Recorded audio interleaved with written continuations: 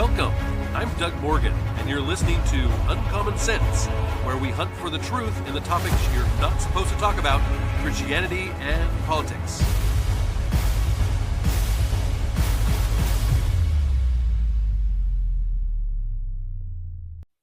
And welcome back to our FOMO Friday edition. Yes, we love to dispense of your fear of missing out. You're not listening to propaganda media anymore. You want to know what's going on around you. We love every Friday to bring you the stories of the week that you probably should know at least a little bit about. And this edition is going to be a little bit different in that, you know, we've tried to provide some celebrity news. I'm not a celebrity guy. don't really follow it as much, but you've asked for it, and so we try to include that just about every Friday. Well, this edition is going to be almost entirely about celebrities and about different things that are going on around that end of things. And our very first article, which, by the way, comes from the Daily Wire, number of articles we're going to be covering today from that. But I will admit it's a bit of a stretch, okay? But it was really important, and I needed to get in here. So Donald Trump, who I guess is a celebrity, right? Well, in a move described by the White House as the single largest deregulatory action in U.S. history, the EPA Administrator Lee Zeldin and President Donald Trump have finalized a rule to rescind the 2009 endangerment finding. Yeah, you might not even know what that is, but the decision effectively eliminates all federal greenhouse gas emission standards for motor vehicles and engines. Now, the Trump administration projects that this reversal will save Americans more than $1.3 trillion with a T, trillion dollars in regulatory costs, according to the EPA. Eliminate future obligations for manufacturers to measure, control, or report GHG emissions for highway vehicles. If you've noticed, a lot of the manufacturers have gone to like a lot of all electric vehicles or other things that may not be the best vehicles in the whole world, but they only are producing them. Why? Because of these emission standards and the fact that their whole line has to meet a certain carbon type of factor. And so we don't get the best cars, but we get ones that comply with the government regulation. Well, Trump is doing away with that now. It's going to apply retroactively. There we go. Converting model year manufactured prior to the final rule. Lower vehicle prices by an estimated average of about $2,400 per vehicle is what they're estimating. It's going to restore customer choice by removing de facto electric vehicle mandates. And officials clarified that this action applies strictly to greenhouse gases and does not impact existing regulations and traditional air pollutants like smog or soot or things like that. Now, the EPA's new determination rests on a reevaluation of Section 202A of the Clean Air Act. Administrator Zeldin concluded that Congress never intended for the act to grant the EPA authority to manage global climate change. So basically the prior administration said, oh, well, the EPA is supposed to manage climate change. No, it wasn't. The agency further argued that its previous regulations were futile, asserting that they had no material impact on global temperature trends. And they're exactly right. All of this regulation has had no effect, none whatsoever. The 2009 finding established during the Obama administration served as the legal bedrock for the EPA's authority to regulate GHGs under the Clean Air Act. And by determining that carbon dioxide and other GHGs endangered public health, the agency previously mandated strict emission limits that pushed the auto industry toward the electrification course. Quote, the endangerment finding was a disastrous policy that damaged the American auto industry, is what President Trump said. And he stated this during the announcements in the Roosevelt Room. Quote, we are bringing car prices tumbling down by eliminating the red tape, unquote. Well, the move drew immediate praise from Republican lawmakers and industry groups. Senate Environment and Public Works Chairman Shelley Moore Capito called it a transformational impact for energy-producing states. Quote, by ending the so-called endangerment finding, President Trump is delivering the largest cutting of red tape in history, unleashing American energy and making everything more affordable. U.S. Department of the Interior Secretary Doug Burgum echoed these thoughts, and industry leaders, including the American Trucking Associations and the American Petroleum Institute, supported the shift, citing the need for achievable standards and the preservation of gas-powered vehicle operations. While environmental advocates are expected to challenge the ruling in court, you think, the administration remains firm that major climate policy must be decided by Congress rather than executive agencies. So that, again, I just had to include that because that is really a huge deal. And you're going to see repercussions from that, come down in a lot of different areas. But the simple fact that the EPA is not in the business of trying to control climate change type thing is awesome. Cutting of government regulations is almost always a good thing. Well, moving on to another celebrity, I guess you could call it that. That's Whoopi. The View host Whoopi Goldberg attempted to shrug off her own appearance in recently released documents related to the late convicted pedophile Jeffrey Epstein, claiming during a Tuesday broadcast that she was too old for his tastes. Yeah. Goldberg, who reportedly reached out to the disgraced financier with a request to borrow his jet, argued on Tuesday that she wasn't his friend and complained that people were making claims linking her to Epstein without first getting all the facts. This had to be the greatest moment all week. I mean, anyway, it's just amazing the brain cells that it takes to be on The View. Quote, now in the name of transparency, my name is in the files, Goldberg said, beginning the statement by showing an email that linked her to Epstein. Yes, and what does it say? It says Whoopi needs a plane to get to Monaco. She explained that she'd been trying to get to a charity event and had simply needed to find transportation. Couldn't find it anywhere else except Epstein in his plane. So in other words, anybody can be on this list, co-host Joy Behar said. Yeah, Joy. Anybody. Well, this is my point, because I'm telling you, when I tell you people are trying to turn me into, I wasn't his girlfriend. I wasn't his friend, Goldberg said. I wasn't his friend. I thought maybe he'd lend me his jet. Quote, you were too old for him, co-host Sarah Haynes joked. I was not only too old, but I was at a time, where this is just not, you used to have facts before you said stuff, Goldberg said. Oh, man. Goldberg, who was suspended for saying that the Holocaust was not about race, and suggested Dr. Dr. Jill Biden, would be an excellent Surgeon General, complained about this, about needing facts before you say things. Behar quickly flipped the conversation to attack President Donald Trump, of course, adding, but Trump is on the list 38,000 times. Come on.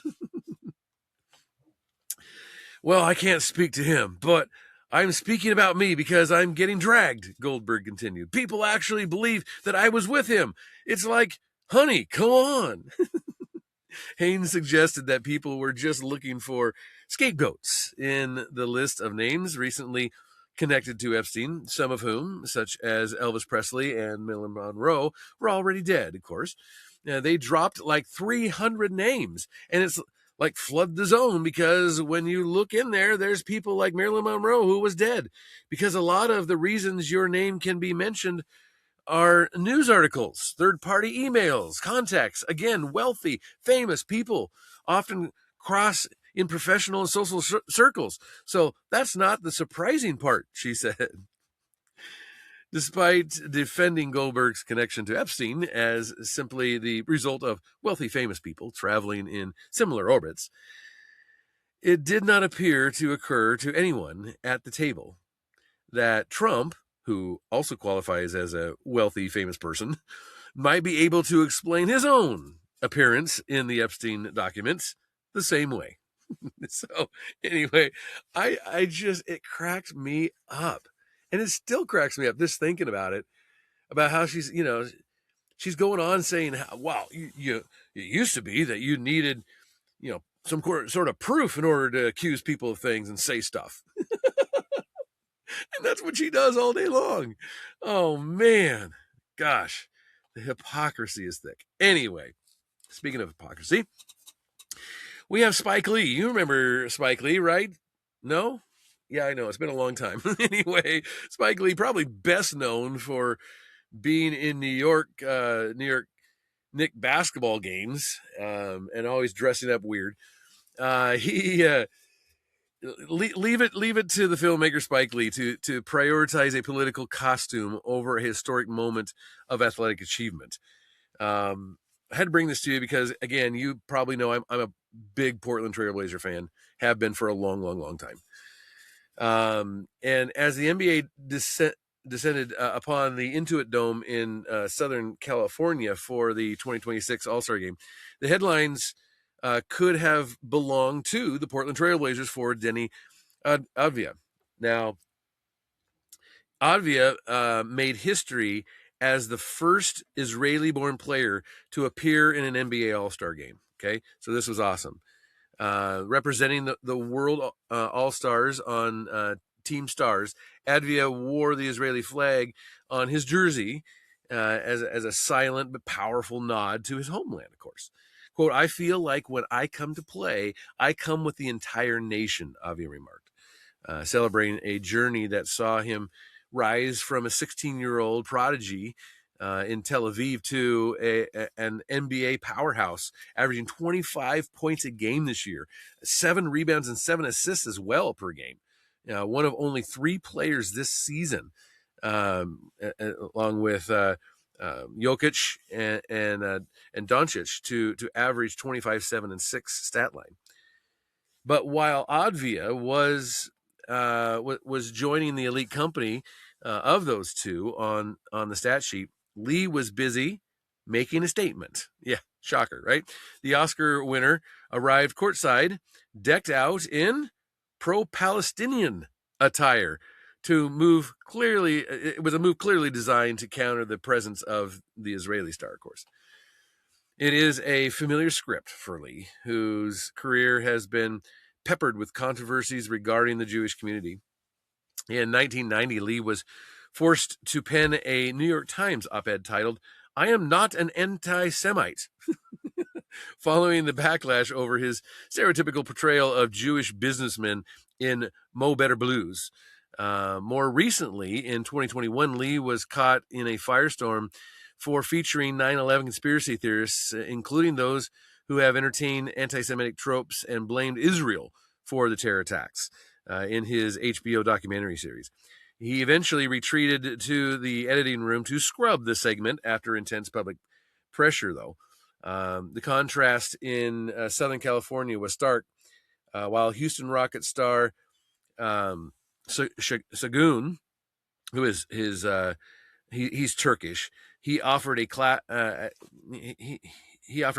act by praising his good friend Avdija, calling for peace in all world. Lee chose the path of provocateur. As the league attempted to showcase a global game of love and staying together, Lee's wardrobe chose, well, it served as a reminder that for some, the narrative of grievance always trumps the merit of the individual. So, yeah, it was definitely not a class act move on the part of Spike Lee in this one, but that shouldn't surprise anybody.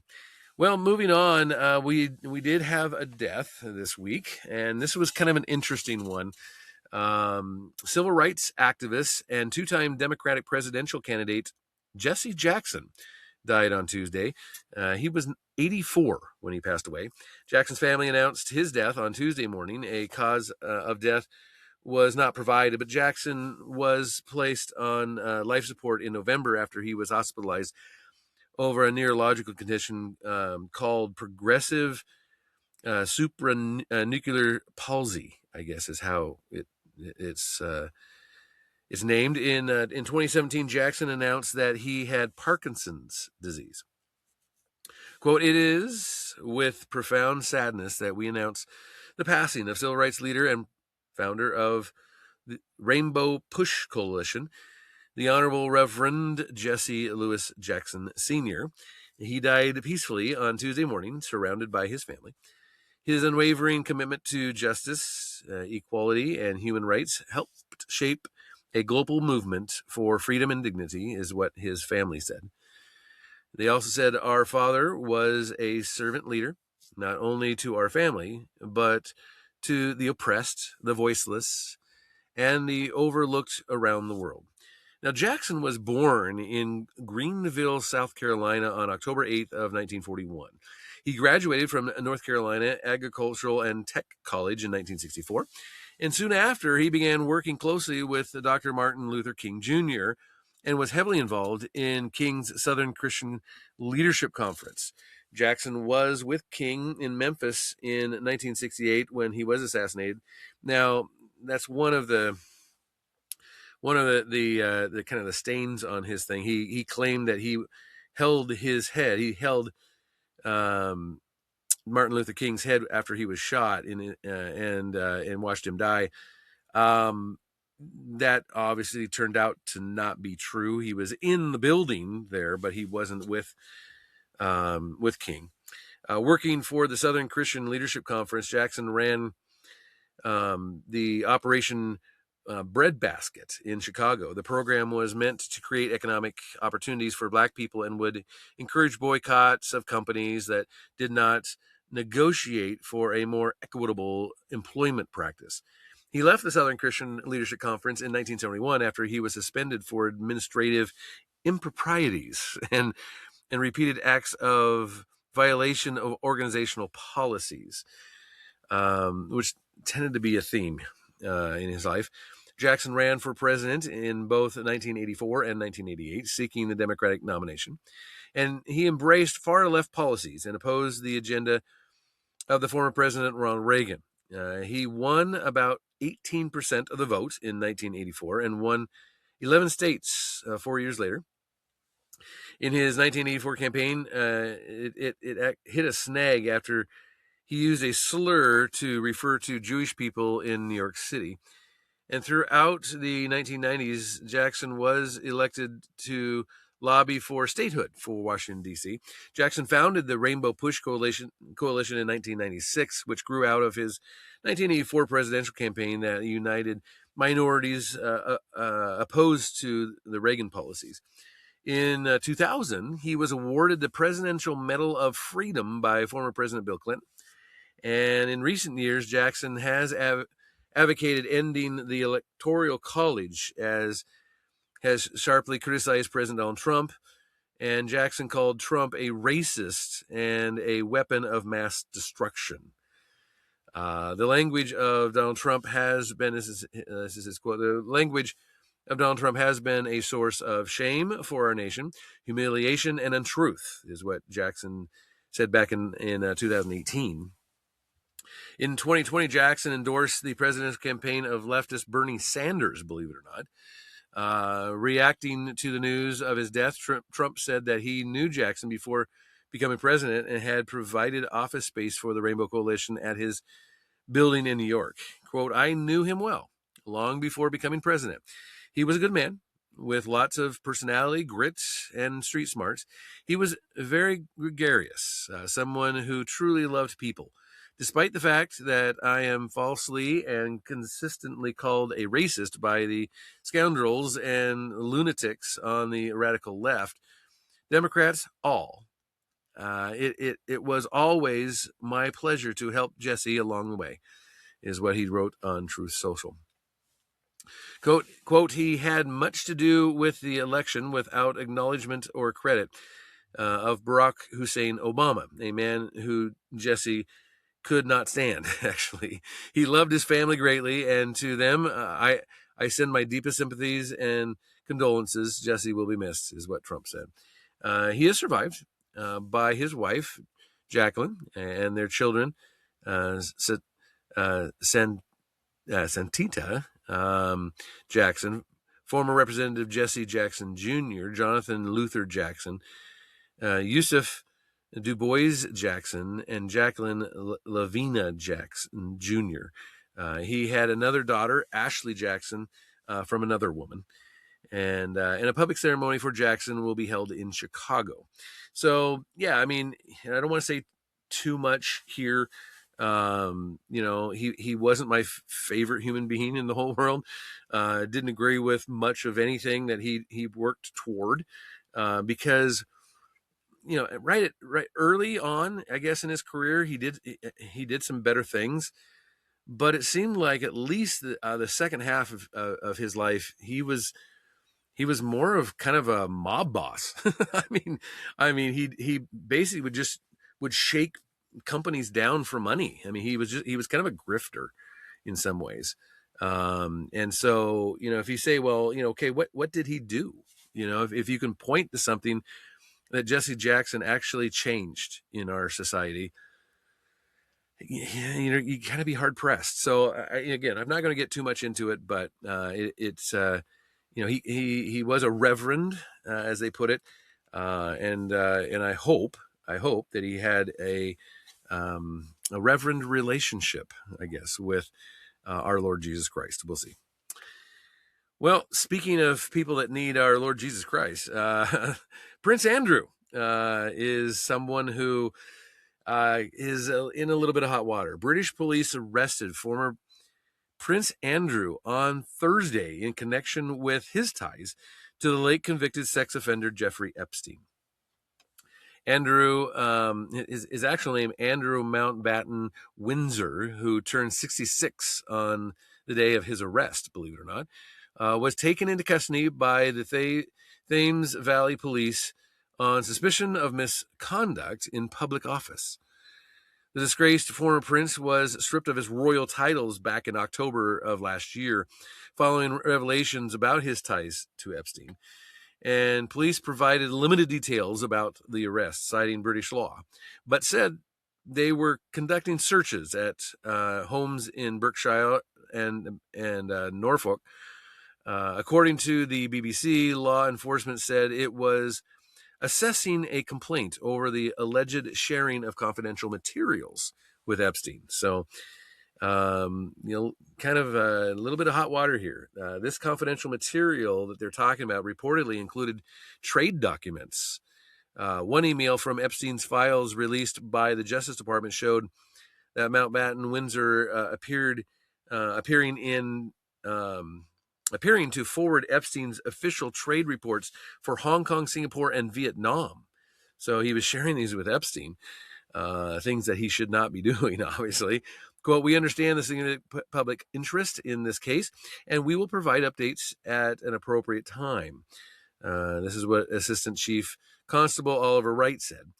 Following a thorough assessment, we have now opened an investigation into this allegation of misconduct in public office, is what he concluded with. If convicted, he could face life in prison, which is kind of interesting. Epstein's accuser, Virginia Guthrie, who died by apparent suicide last year, alleged that he sexually abused her when she was 17. He previously settled a civil lawsuit brought by Guthrie in 2022 without admitting wrongdoing.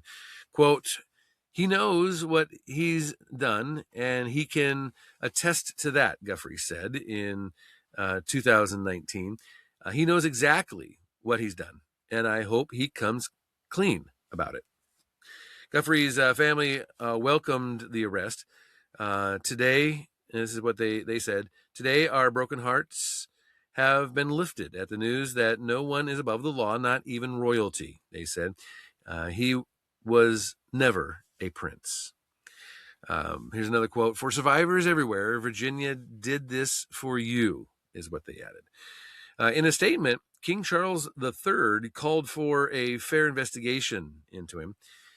Quote, I have learned with the deepest concern the news about Andrew Mountbatten Windsor and suspicion of misconduct in public office. What now follows is the full, fair, and proper process by which this issue is investigated in the appropriate manner and by the appropriate authorities, he said. He also said, in this, as I have said before, they have our full and wholehearted support and cooperation.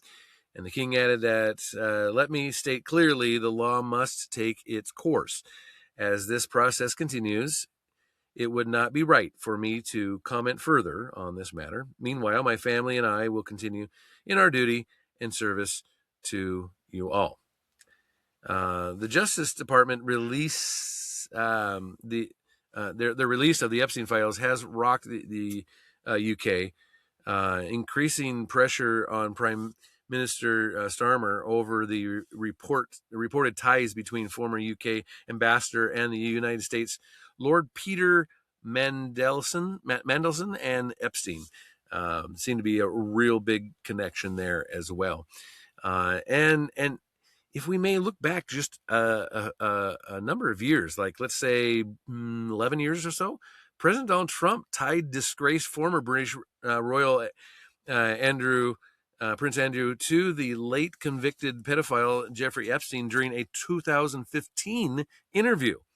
Yeah, advising reporters to question Prince Andrew if they wanted to know what went on at the notorious private island. Trump, who was asked to comment on Epstein, said at the time that it was clear the disgraced financier, quote, had a problem. And that Andrew, who has since been stripped of his royal title, of course, and his status, was in a position to know more about Epstein's behavior than most. Quote, you raised the question of Jeffrey Epstein in your remarks about her in the Q&A with Sean, is what the reporter said. And Trump replied, well, I think he's got a problem. And I mean, I'm hearing... And the reporter then said, what do you think the problem will be? He says, I don't know. But that island was really a cesspool, is what Trump said. There's no question about it. Just ask Prince Andrew. He'll tell you about it. The island was an absolute cesspool.